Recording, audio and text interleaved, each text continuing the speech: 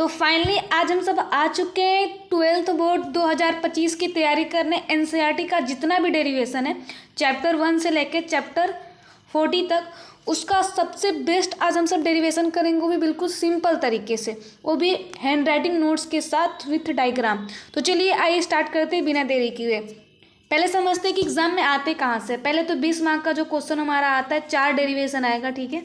आपका उसमें से 8 डेरिवेशन रहेगा, उसमें से आप सबको 4 ही करना रहता है जो 20 मार्क्स के रहते हैं।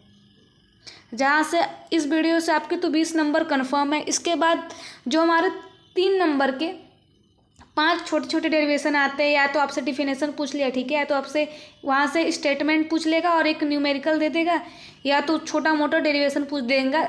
कैसे पूछेगा वो आगे हम सब देखेंगे। तो चलिए आइए स्टार्ट करते हैं। सबसे पहले हमारा चैप्टर का नाम है क्लास 12 फिजिक्स, वैद्युत आवेश और क्षेत्र। तो विद्युत क्या होता है, सबसे पहले इसका हम सब मोटा मोटा इसका हम सब जानेंगे कि विद्युत होता क्या है, इलेक्ट्रिक करंट होता क्या है। तो ऊर्जा का मतलब एक ऊर्जा है, एनर्जी है। जो विद्युत क्या हमारा एक एनर्जी है जिसकी मतलब जिसके कारण पदार्थ में हल्की वस्तुओं में क्या होता है, आकर्षण गुण उत्पन्न हो जाते हैं। उसको क्या बोलते हैं, हम सब विद्युत बोलते हैं। तो आप सब यहाँ से आप सब नोट्स भी लिख सकते हो, बिल्कुल हैंड राइटिंग नोट्स है, तो यहाँ से आप सब नोट्स भी लिख सकते हो, या तो इसका नोट्स टेलीग्राम पे आप सबको अपलोड कर दिया जाएगा। चलिए अब आइए स्टार्ट करते हैं आगे। सबसे मेन डेरिवेशन हमारा जो 3 नंबर में पूछता है, ठीक है। 3 नंबर में डेरिवेशन पूछ सकता है कि बिंदु आवेश के कारण विद्युत क्षेत्र बताइए। तो विद्युत क्षेत्र क्या होता है, जिसको हम सब क्या ई से डिनोट करते हैं। तो आप सबको प्रूव्ड क्या करना है, विद्युत आवेश के कारण हमको ई के बराबर क्या प्रूव करना है, जो कि हमारा सदिश रूप में किस ई वेक्टर बराबर 1/4 pi epsilon not dot Q बटे आर स्क्वायर, और आर का वेक्टर हम मतलब आर का कैप हमको प्रूव करना है। तो चलिए आइए स्टार्ट करते, समझते हैं कि ये हुआ कैसे।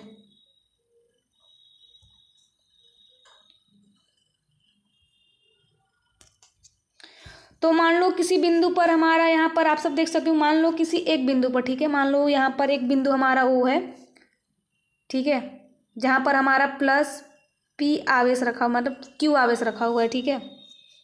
एक हमारा बिंदु है, मान लो इसको ओ है। अब जहाँ पर हमारा एक क्यू आवेश रखा हुआ है, तो इसको मान लो क्यू आवेश रखा हुआ है। इसके बाद क्या कहता है कि इस आवेश पर एक आर दूरी पर, मान लो यहाँ से आर दूरी पर दूसरा आवेश, ठीक है, आर दूरी पर एक हमारा बिंदु पी है, जहाँ पर हमको क्या करना है, वैद्युत क्षेत्र की तीव्रता ज्ञात करना है। तो यहाँ से आर दूरी पर बिंदु एक हमारा पी है, ठीक है, जहाँ पर हमको क्या करना है, विद्युत क्षेत्र की तीव्रता ज्ञात करनी है, विद्युत क्षेत्र ज्ञात करनी है। तो चलिए आइए स्टार्ट करते हैं। ये आप सब खुद से लिख सकते हो कि माना एक बिंदु ओ है, ठीक है।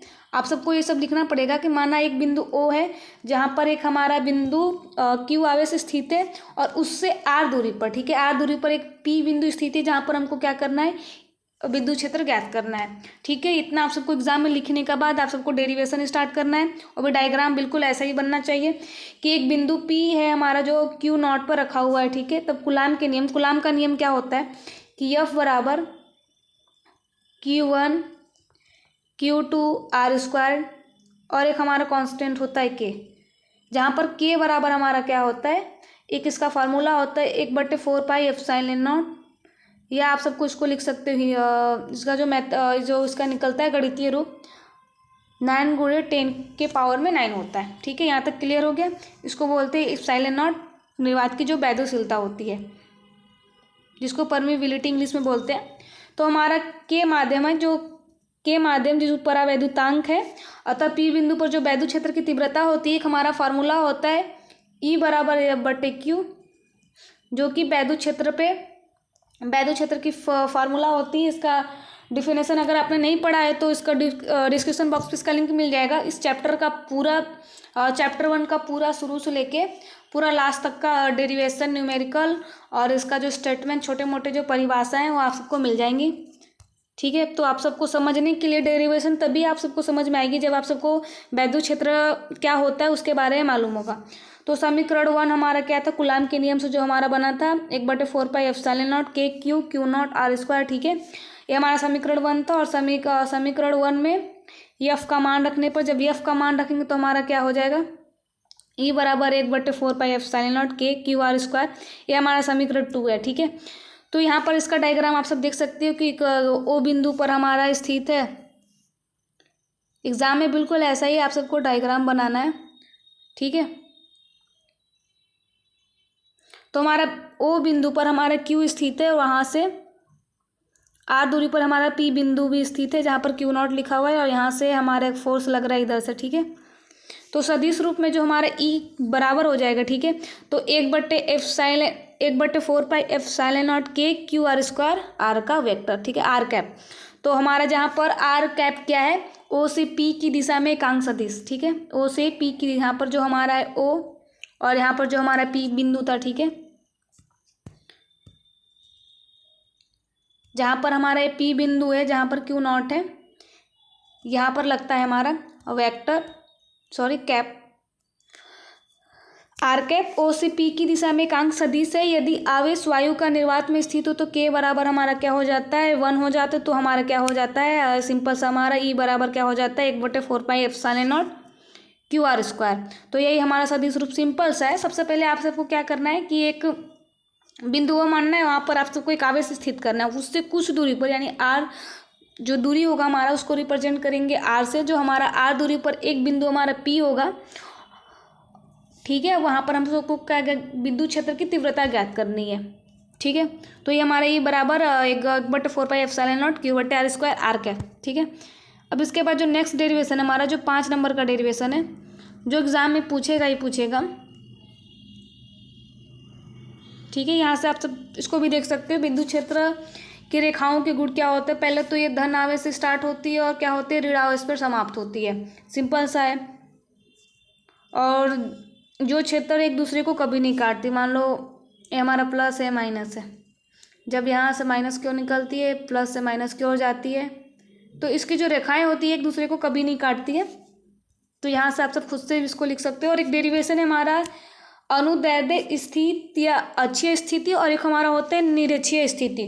तो ये 2 क्वेश्चन में से एक क्वेश्चन तो फिक्स है 5 नंबर में, तो इस 2 क्वेश्चन करके आप सब 5 नंबर ले सकते हो और आप सब ज़्यादा से ज़्यादा नंबर ला सकते हो फिजिक्स में। जिनका फिजिक्स कम है और वीक है थोड़ा सा, वो अच्छे से देखो और इसका नोट्स प्रॉपर तरीके से बनाए। अगर आप सबको समझ में ना आए तो ये डेरिवेशन क्या होता है कि एक बार करो तो आप भूल सकते हो, बट आप सब समझ जाओ और उसे बार बार प्रैक्टिस करते रहो तो फिर आपके दिमाग से नहीं निकलेगा। ऐसा होता है कि एग्जाम में जैसे ही क्वेश्चन तो आ रहा होता है, क्वेश्चन सबको याद रहता है बट आंसर उसका समझ में नहीं आता लिखना क्या है। तो आप सबको सबसे पहले इसका तो नोट्स बनाना होगा प्रॉपर तरीके से। तो चलिए आइए स्टार्ट करते हैं। तो हमारा सबसे पहले एक हमारा क्या होगा, मान लो ए बी एक दूरी है हमारा। ठीक है, यहाँ से हम सब मान लेंगे हमारी एक हमारा यहाँ पर ए है और यहाँ पर हमारा बी है। ठीक है, जहाँ पर ए पर हमारा प्लस क्यू आवेश है और हमारा बी पर माइनस क्यू आवेश। ठीक है, मी से मिलकर बना हुआ है। और इसमें एक हम सब माध्यम रखेंगे जिसका परावैद्युतांक क्या होगा, वही के होगा। ठीक है, मतलब सब में परावैद्युतांक के आप सबको मान के चलना है। ठीक है, इसके बाद जो हमारा उनके बीच की जो दूरी होगी, यहाँ से प्लस क्यू से लेके माइनस क्यू तक की दूरी क्या होगी, हमारी 2a होगी। ठीक है, इसके बाद हमारा क्या होगा कि एक द्विध्रुव मान लेते हैं ओ बिंदु पर। ठीक है, यहाँ पर एक बिंदु हमारा ओ है। ठीक है, अब यहाँ से आर दूरी पर, अब मान लो यहाँ से आर दूरी पर, ठीक है, हमारा एक बिंदु पी हो जाता है। ठीक है, मान लिए। इसके बाद जो हमारा अच्छी स्थिति है एक बिंदु पी पर, जिस पर क्या लगेगा, हमारा एक वैद्युत क्षेत्र यहाँ पे लग रहा है। तो यहाँ पर हम सबको क्या, यहीं पर हम सबको क्या करना है, वैद्युत क्षेत्र की तीव्रता ज्ञात करनी है। ठीक है, तो चलिए स्टार्ट करते हैं बिना देरी किए।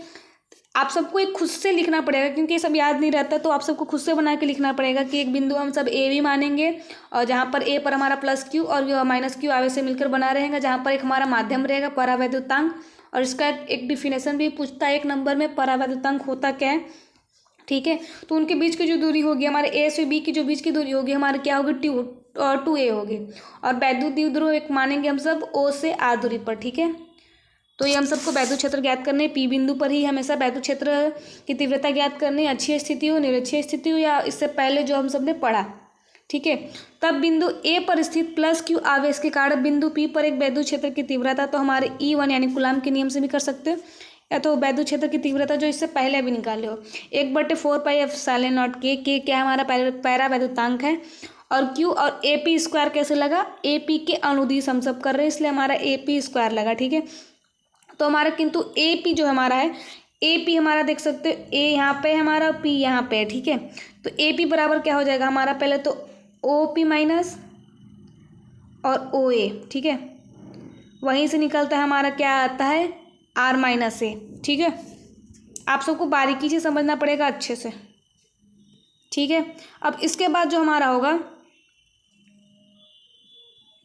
यहाँ से हमारा निकल गया AP बराबर R माइनस A, तो हमारा E1 बराबर हमारा क्या हो जाएगा, 1/4 पाई एप्सिलॉन नॉट Q बटे R माइनस A का स्क्वायर। अब A स्क्वायर कैसे आया, क्योंकि हमको AP स्क्वायर निकालना था, ठीक है। अब इसके बाद सेकंड निकालेंगे, हमारा E1 बराबर निकल गया हमारा। अब हमको क्या निकालना है, E2 बराबर निकालना है। तो E2 बराबर निकालेंगे, बिल्कुल सेम उसी तरीके से निकालेंगे। तो हमारा क्या हो जाएगा, यहाँ से B और P स्क्वायर हो जाएगा, तो इसका भी बिल्कुल ऐसे निकलेगा OP प्लस B, तो इसका हो जाएगा R प्लस A, सिंपल सा R प्लस A, और इसका हो जाएगा R प्लस A का स्क्वायर हो जाएगा, जो कि समीकरण 2 हो जाएगा। और जो हमारा E1 है, ठीक है, वो बड़ा है किससे, E2 से बड़ा है। तो सबसे पहले हमारा क्या होगा, E बराबर हमारा क्या होता है, एक फार्मूला E बराबर E1 माइनस E2, ठीक है। ये जो हमारे AP के अनुदिश है, तो हम सबको क्या करना है, E1 में से E2 को घटा देना है, ठीक है, बिल्कुल सिंपल है। अब इसका सिंपल प्रोसेस है, जो कि जो मेन था हमारा वो चला गया, ठीक है। अब सिंपल में क्या करना है हम सबको, E1 माइनस E2 करना है। तो हमारा E1 कितना था हमारा, जो पहले तो उसको आप सबको लिख देना है, 1/4 पाई एप्सिलॉन नॉट के Q बटे R माइनस A का square minus 1/4 pi epsilon not के Q बटे R प्लस A स्क्वायर, ठीक है। अब इसके बाद इतना करने के बाद जो हमारा 1/4 पाई एप्सिलॉन नॉट के और Q, ठीक है, ये हमारा दोनों में तो हमारा क्या हो जाता है, कॉमन ले लेते हैं। अब कॉमन लेने नहीं आता जिन बच्चों को, तो समझ लो कि जो चीज़ मिल रही होगी दोनों में, जैसे कि यहाँ पर हमारा 2A है, ठीक है। अब यहाँ पर हमारा A है, अब यहाँ पर से हमारा A कॉमन मिल रहा है, तो हम सब A जब लेंगे तो यहाँ पर 2A में से एक घटा तो हमारा A बचेगा, और यहाँ पर सिर्फ 1 बचेगा, ठीक है। तो यही आप सबको समझना है यहाँ पे कि कॉमन कैसे लेते हैं, ठीक है। इसके बाद यहाँ तक करने के बाद जब हमारा कॉमन लेते तो हमारा क्या बचता है, 1/R minus A square minus 1/R plus A square. अब जहाँ पर हम जब दोनों का जब एलसीएम करेंगे, जब दोनों का एलसीएम करते हैं तो हमारा A आता है, ठीक है। अब जो एक हमारा फार्मूला होता है A प्लस B स्क्वायर, ठीक है, और A माइनस B स्क्वायर दोनों में बन रहा है, ठीक है, यहाँ पे, तो वही उस पर खोल देंगे, ठीक है, इसको प्रॉपरली खोल देंगे। अब जब इसको ओपन करने के बाद तो हमारा क्या बचता है, R square plus 2RA minus R square plus 2RA और माइनस A स्क्वायर, और यहाँ पर क्या बचता है हमारा R माइनस A और R प्लस A, ठीक है। तो हमारा क्या हो जाता है, यहाँ पर E बराबर हमारा क्या हो जाएगा, Q/4 पाई एप्सिलॉन नॉट के। अब यहाँ पर क्या क्या होता है, जो हमारा A square minus A square है तो प्लस A स्क्वायर खत्म हो जाता है, ठीक है। अब यहाँ पर माइनस R स्क्वायर है तो यहाँ पर प्लस RA स्क्वायर खत्म हो जाएगा, तो बचता हमारा क्या है, 4RA हमारा यहाँ पे बचता है। और बट्टे में हमारा एक फार्मूला होता है R माइनस A और R प्लस A, किसका फार्मूला होता है, R square minus A square, ठीक है।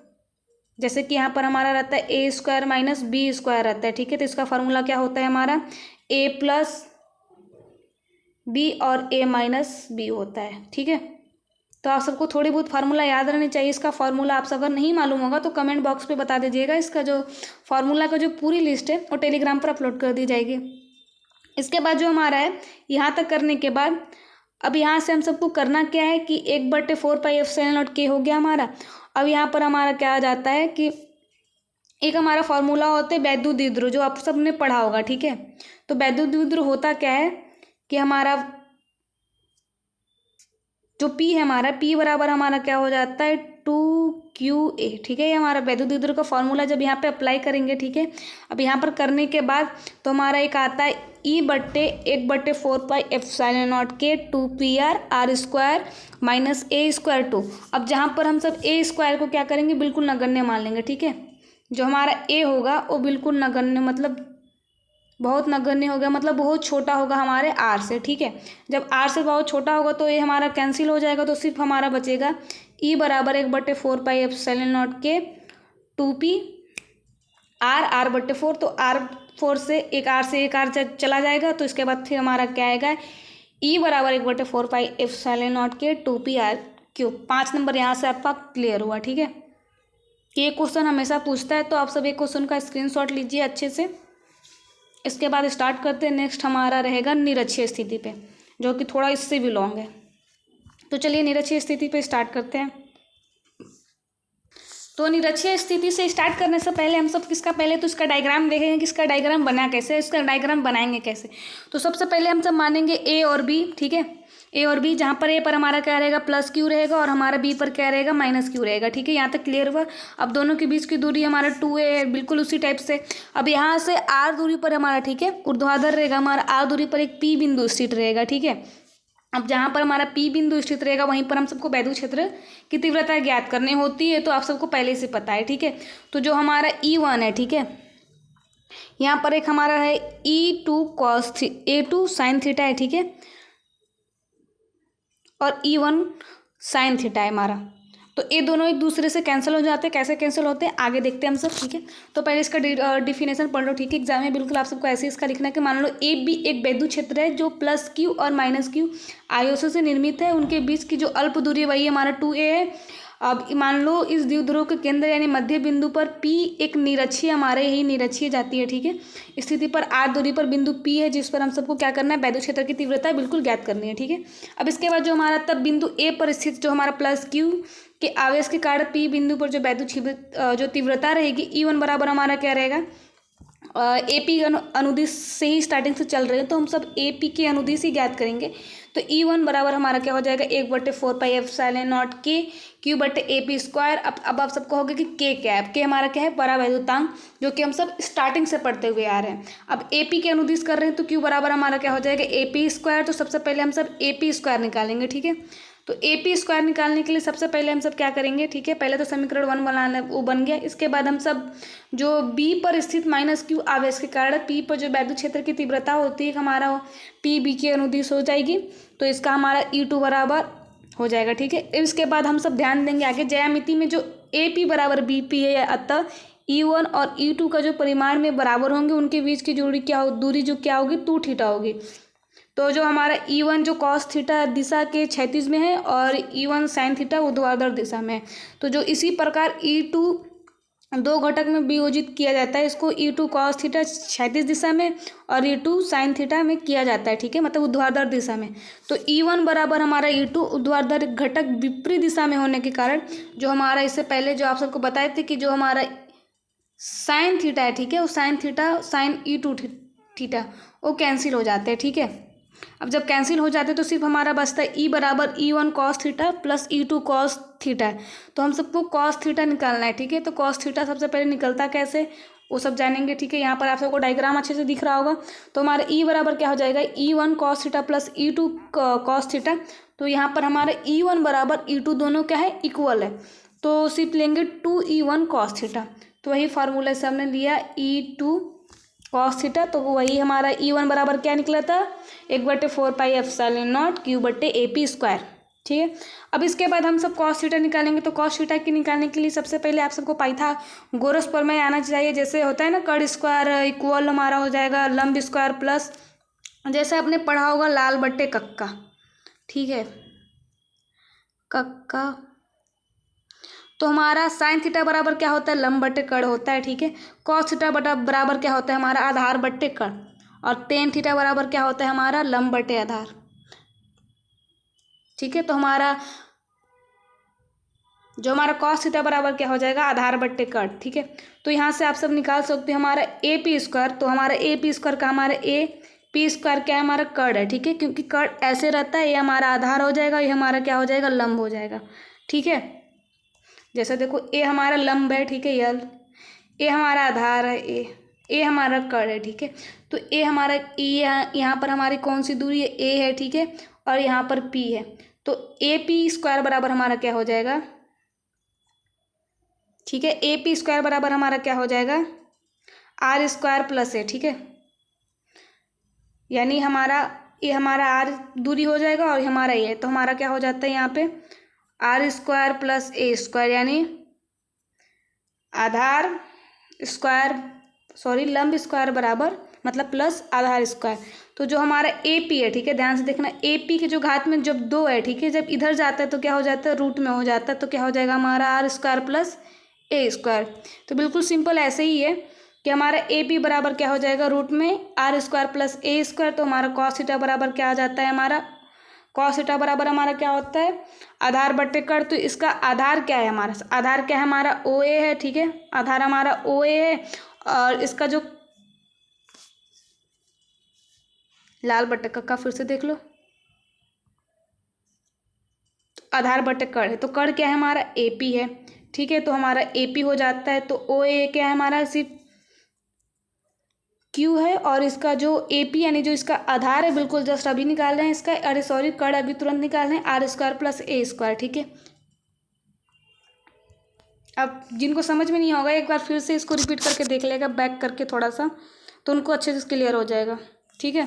अब इससे स्पष्ट हो जाता है कि निरक्षीय स्थिति पर वैद्युत द्विध्रुवी के कारण जो भी है इसको आप सब पढ़ लीजिएगा, ठीक है। तो हमारा लास्ट में क्या निकलता है, E1 बराबर 1/4 pi epsilon not 2p r का क्यूब, ठीक है। जब r का क्यूब निकलता है तो E1/E2 बराबर हमारा आ जाएगा 2।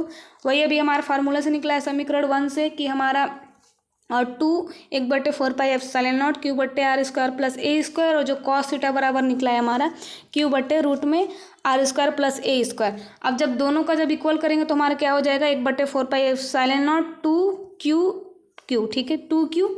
इसके बाद हमारा क्या हो जाएगा, R square plus A square, और जब हम सब इसका करेंगे जो रूट होता है हमारा, ठीक है, और रूट को हटाने के लिए 1/2 से क्या करते हैं, इसके रूट में भाग करते हैं, ठीक है। तो ये हमारा क्या आ जाता है 3/2, जहाँ पर हम सब क्या रखेंगे, विद्युत द्विध्रुव P बराबर 2p a होता है, तो ये हमारा कट जाएगा। तो लास्ट में हमारा ए भी नगण्य हो जाता है, और लास्ट में हमारा क्या हो जाता है, प्रूव्ड हो जाता है E बराबर -1/4 pi epsilon not p r square, ठीक है। क्लियर यहाँ से, बाकी स्क्रीनशॉट आप सब ले सकते हो वहाँ से, बिल्कुल सिंपल सा इतना। अगर आप सब लिखना भी नहीं चाहो तो कोई दिक्कत नहीं है, बट लिखे रहोगे तो इससे चांस है कि आप सबको 5 में 5 नंबर मिलेंगे, नहीं तो 4 नंबर 3 नंबर देके किनारे कर देगा। इसके बाद नेक्स्ट हमारा एक समान विद्युत क्षेत्र में रखे विद्युत द्विध्रुव पर बल युग्म। कभी कभी क्या होता है कि ए भी क्वेश्चन पूछ देता है, ठीक है। तो एक समान विद्युत क्षेत्र पर जो 2022 में क्वेश्चन पूछा हुआ था 3 नंबर में, ठीक है। तो चलिए स्टार्ट करते हैं कि एक हमारा मान लेते हैं ए बी है, ठीक है। आप सबको डायग्राम दिख नहीं रहा होगा,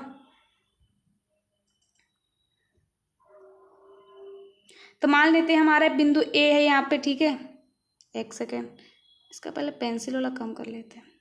यहाँ पर हमारा बिंदु ए है, ठीक है।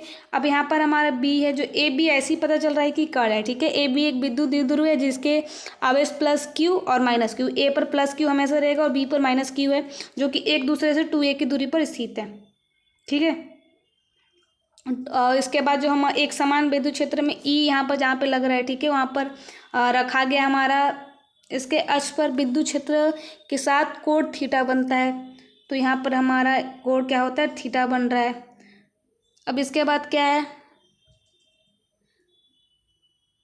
कि हमको विद्युत क्षेत्र ई के कारण प्लस क्यू आवेश पर एक बल लगता है क्यू ई, जो कि क्यू ई आप सब यहाँ पे देख सकते हो, एक बल लग रहा है हमारा यहाँ पर क्यू ई, ठीक है, और एक हमारे यहाँ पे लग रहा है और माइनस क्यू ई। अब यहाँ पर हमारा विद्युत क्षेत्र है जहाँ पर हमको विद्युत क्षेत्र की तीव्रता वही ज्ञात करनी होगी। तो सबसे पहले हमारा एक टाउ होता है, ठीक है, मतलब इसका जो बल आघूर्ण है इसका एक फार्मूला होता है कि टाउ बराबर क्यू ई इंटू ए सी, जिसका मतलब होता है कि दोनों बलों के बीच लंबवत दूरी।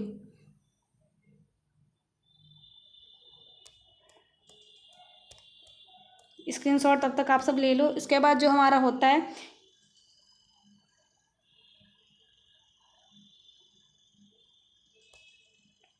ठीक है, इसके बाद जो हमारा होता है जब हम सब निकालते हैं तो हमारा कोड यहाँ पर आप सब देख सकते हो, कोड ए सी बी आपको कहीं दिख रहा है, कोड यहाँ पर ए सी बी, यहाँ पर हमारा एक कोड दिख रहा है जो साइन थीटा है, ठीक है। साइन थीटा बराबर हमारा क्या होता है, लंब बटे कड़। तो लंब क्या है हमारे यहाँ पर, ध्यान से देखो ए सी, ठीक है। एक त्रिभुज देख लो भाई, एक त्रिभुज देख लो, ए हमारा कड़ है, ठीक है, के से जिसको डिनोट करेंगे हमारा आधार है, और ए हमारा क्या है, लंब है।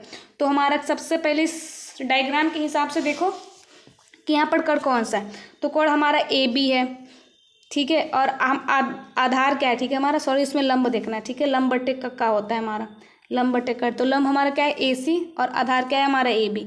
अब जब इसके बाद होने के बाद हमारा क्या हो जाता है समीकरण में, जब इसका मान रखते हैं तो टाउ बराबर QE into 2A sine theta, तो ये हमारा जब इसका जब मल्टीप्लाई करोगे 2QAE साइन थीटा, तो जो 2QA है कि P के बराबर होता है, यानी वैद्युत द्विध्रुव के बराबर होता है, तो ये टाउ बराबर PE साइन थीटा हमारा प्रूव्ड हो गया, ठीक है।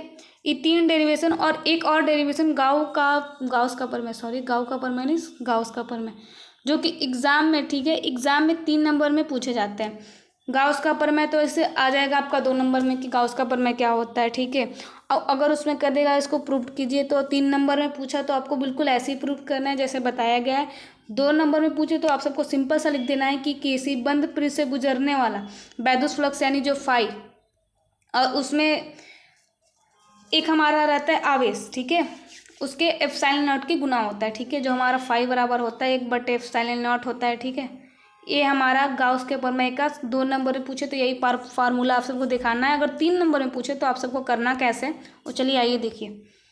तो सबसे पहले क्या है हमारा कि एक हमारा फ्रीडरिच गाउस ने किसी आवेश और उसके कारण किसी बंद पृष्ठ से जो गुजरने वाला वैद्युत फ्लक्स यानी फाई में संबंध दर्शाने के लिए एक नियम प्रतिपादित किया था, जिसको हम गाउस का प्रमेय कहते हैं, ठीक है। तो इसका जो व्युत्पत्ति कैसे करेंगे, तो सबसे पहले एक मान लेंगे हम सब एक हमारा बंद पृष्ठ यस, ठीक है, यहाँ पर बंद पृष्ठ जहाँ पर O पर प्लस Q आवेश रखा गया है और बिंदु O से R दूरी पर, ठीक है, बिंदु से R दूरी के ऊपर एक P है, जहाँ पर हम सबको वही वैद्युत क्षेत्र की तीव्रता ज्ञात करनी है, E बराबर 1/4 पाई एप्सिलॉन नॉट Q बटे R स्क्वायर।